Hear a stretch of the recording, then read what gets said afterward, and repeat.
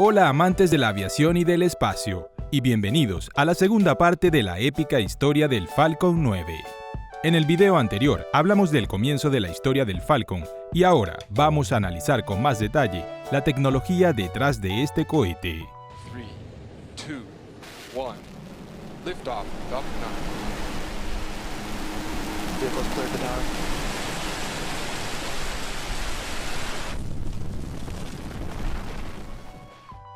Y empezaremos por las modificaciones. Pero hay dos pequeños matices. En primer lugar, no son versiones estándar de una misma familia que se produce en paralelo, como por ejemplo el Airbus A319, A320 y 321.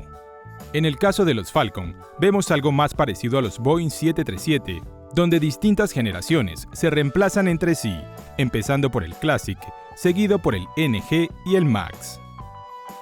En segundo lugar, al operar los cohetes Falcon 9, SpaceX estaba muy activa con la investigación y desarrollo y las consecuentes actualizaciones. Por ello, casi cada cohete lanzado era diferente al anterior. Además, las primeras generaciones se llamaban simplemente V1.0 o 1.1, el legado de Silicon Valley. Me alegro de que no hayan desarrollado la versión Falcon Vista. Así pues, empecemos por el primer modelo, el Falcon 9 V1.0. Con este índice, fue bautizada la primera generación de estos cohetes, que nació en 2010 y voló 5 veces hasta 2013. La V1.0 era el modelo más sencillo y de hecho era un cohete Falcon 1 agrandado. La primera etapa contaba con 9 motores que generaban 3.800 kN de empuje a nivel del mar. La segunda etapa estaba equipada con un solo motor de 420 kN. Los motores del cohete fueron heredados directamente del Falcon 1, unos viejos Merlin 1C muy buenos que fueron adaptados para la atmósfera en la primera etapa y para el vacío en la segunda. El cohete tenía una masa de despegue de casi 318 toneladas y podía lanzar 9 toneladas de carga útil a la órbita terrestre baja. La versión 1.0 tenía unas especificaciones decentes, pero también tenía un problema crítico para nuestra época. Era un cohete convencional, y esto es muy aburrido. En 2013, SpaceX introdujo la actualización del Falcon 9 hasta la versión V1.1, que se hizo operativo desde el sexto lanzamiento.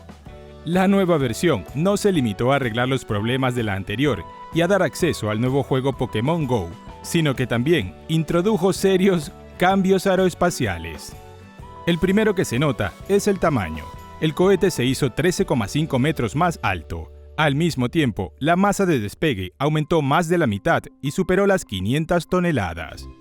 La innovación técnica más importante fue el nuevo bloque de motores. En la versión 1.0, los motores estaban dispuestos en 3 filas, formando un cuadrado, y los controles se realizaban distribuyendo el empuje entre ellos.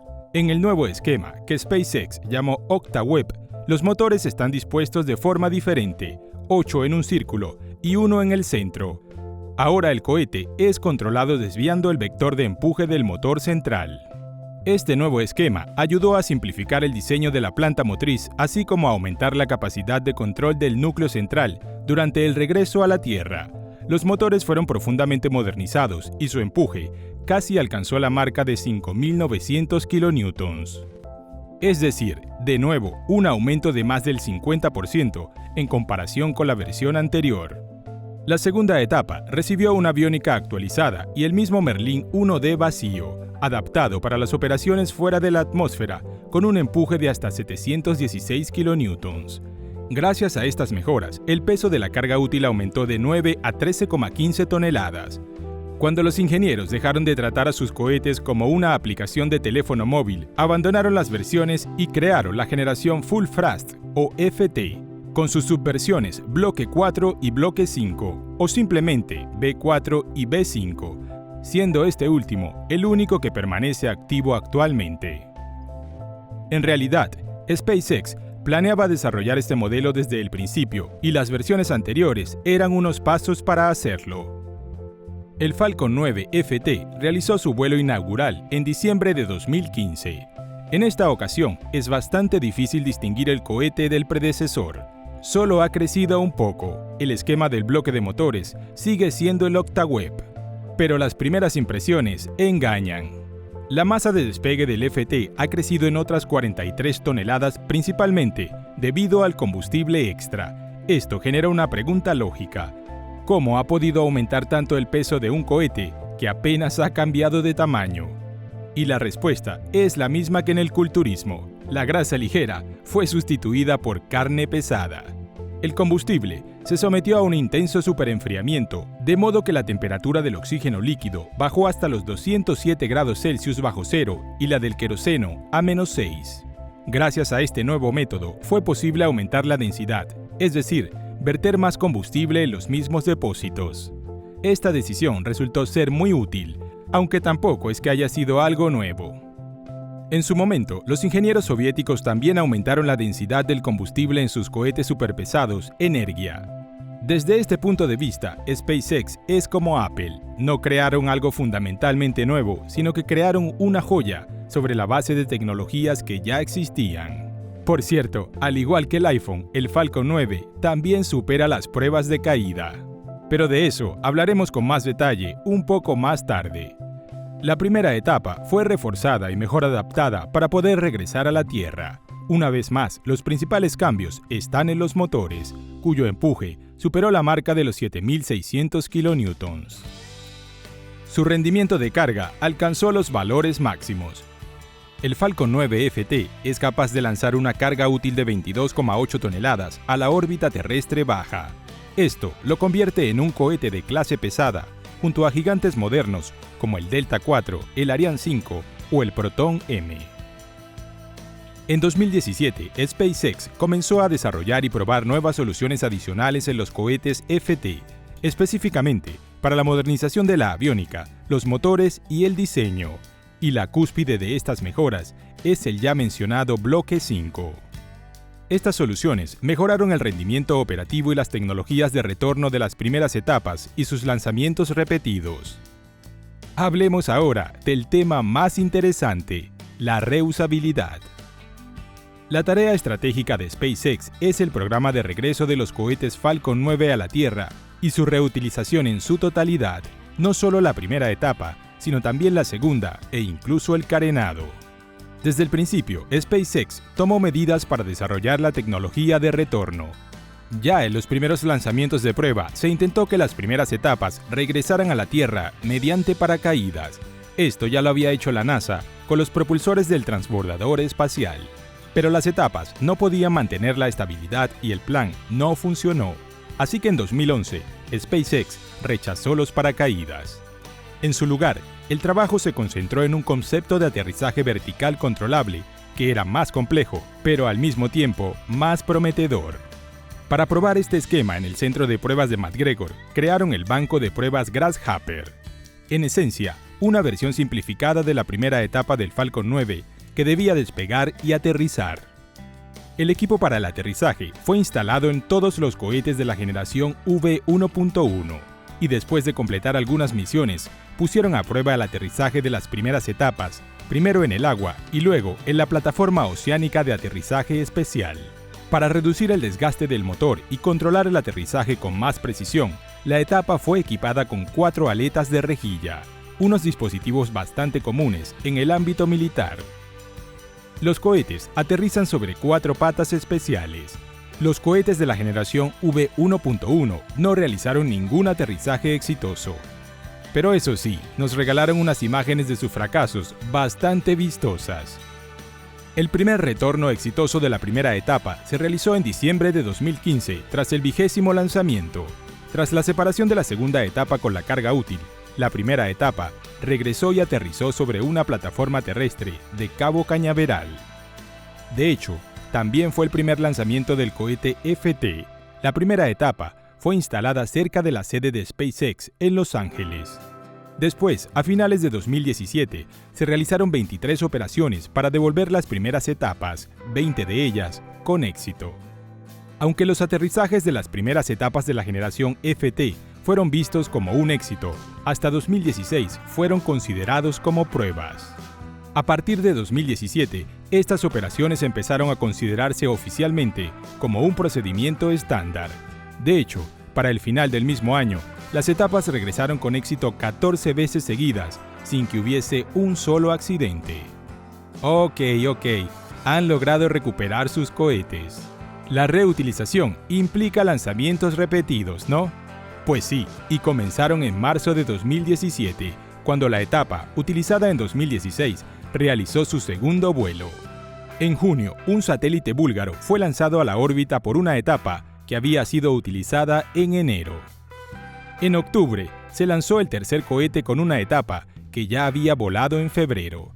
Esta práctica muestra, hasta el momento, que el mantenimiento y la puesta en servicio de una etapa tarda unos 6 meses, aunque la primera vez hizo falta casi un año.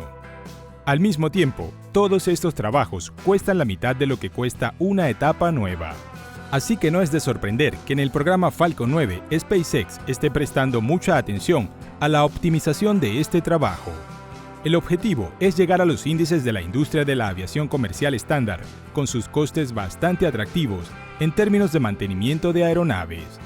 Por supuesto, hay que tener en cuenta que todos estos sistemas adicionales, combustible extra, patas de aterrizaje, no ayudan realmente al cohete en su tarea principal, que es lanzar cargas útiles al espacio. Por ejemplo, la versión V5 del FT, sin todos estos elementos, es capaz de lanzar 22,8 toneladas a la órbita terrestre baja y 16,8 toneladas a la órbita geosíncrona.